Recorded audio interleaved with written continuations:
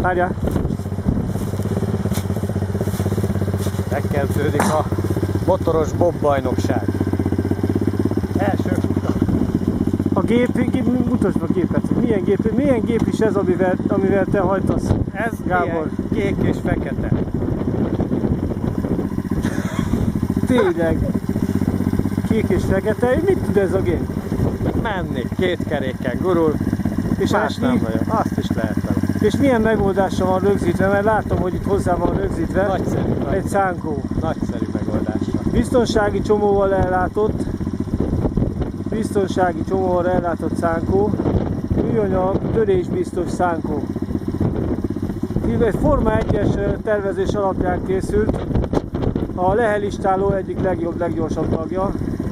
Ez pedig a kétkerekes egykormányos benzin motoros vigyóval ellátott szar. Otto motoros.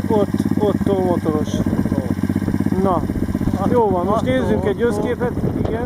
Mit ő Otto? Otto.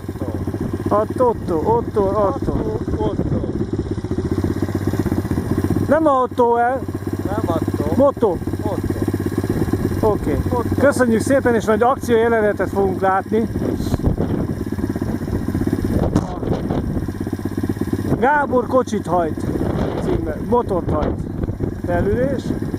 Igen. Várjál. Igen, feszült a hangulat. Mindjárt elindulunk. Igen. Behelyezkedtem, önök most ezt láthatják, ahogy beülök ide. Muszáj megkapaszkodnom. És ebben a pillanatban elindul a futam.